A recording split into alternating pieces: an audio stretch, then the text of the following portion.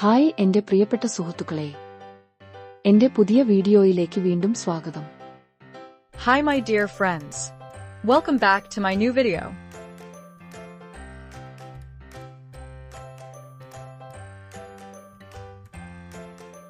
അടുത്ത അക്ഷരം ട. നിങ്ങൾക്കറിയാമോ, ട കൊണ്ടു തുടങ്ങുന്ന വാക്കുകൾ നമ്മുടെ ദിവസവും കാണുന്ന സാധനങ്ങളിൽ കൂടുതലാണ്.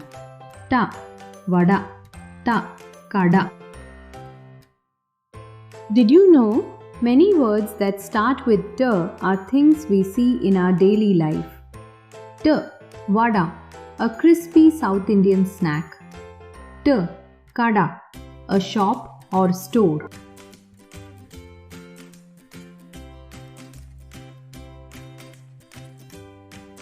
കൂട്ടുകാരെ, നമുക്ക് ട ഉപയോഗിച്ച് ഒരു വാക്യം ഉണ്ടാക്കാം. Friends, let's make a sentence using ട. അവൻ കടയിൽ പോയി. He went to the shop.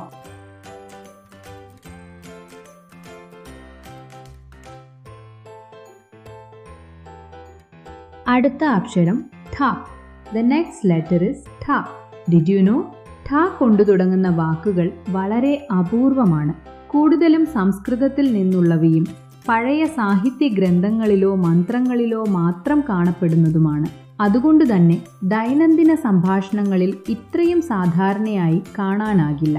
Words starting with tha are very rare in Malayalam. They are mostly seen in old literary texts, mantras, and Sanskrit origin words. Because of this, you will hardly find them in everyday conversations.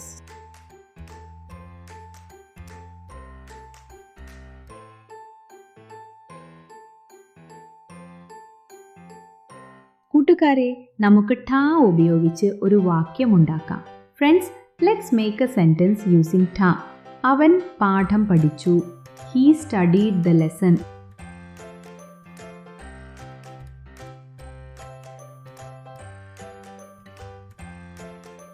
അടുത്ത അക്ഷരം the. നിങ്ങൾക്കറിയാമോ, ഡ കൊണ്ടു തുടങ്ങുന്ന വാക്കുകൾ നമ്മുടെ ഭാഷയിൽ അധികം ഉപയോഗിക്കാറില്ല. പക്ഷേ ചില പരിചിതമായ വാക്കുകളുണ്ട്. ഡപ്പി, small container. Damaru, a small two-sided drum. Words beginning with d are not commonly used in our language, but there are a few familiar ones. Dappi, small container.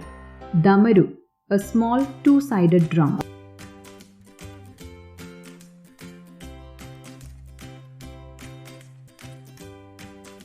കൂട്ടുകാരെ, നമുക്ക് ഡ ഉപയോഗിച്ച് ഒരു വാക്യം ഉണ്ടാക്കാം. Friends, let's make a sentence using ഡ. അവൻ ഡപ്പിയിൽ മിഠായി വെച്ചു. He kept sweets in the box.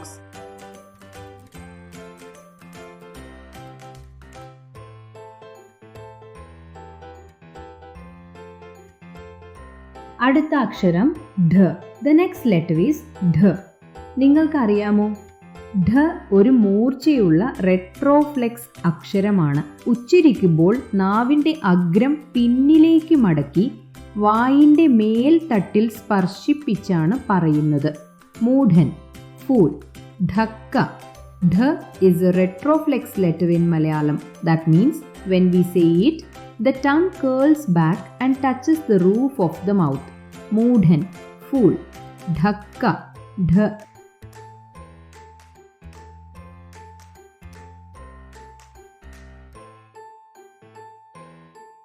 കൂട്ടുകാരെ, നമുക്ക് ഢ ഉപയോഗിച്ച് ഒരു വാക്യം ഉണ്ടാക്കാം. Friends, let's make a sentence using ഢ. അവൻ വലിയ മൂഢനാണ്. He is a big fool.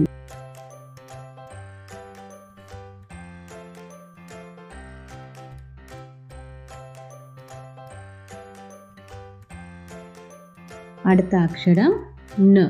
The next letter is ന.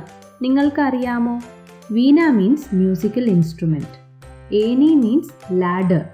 Did you know words beginning with na in Malayalam often represent beautiful ideas and familiar objects? Veena means musical instrument. Eni means ladder.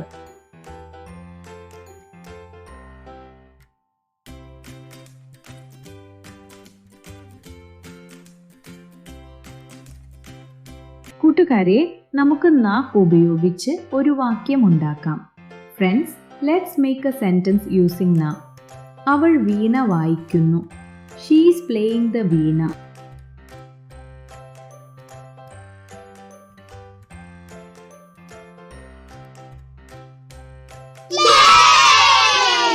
ഇതുവരെ എല്ലാം നിങ്ങൾക്ക് മനസ്സിലായോ?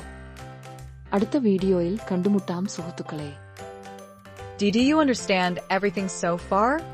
See you in the next video, friends. Bye bye. Please don't forget to hit the subscribe, like, and bell notification buttons for the latest updates.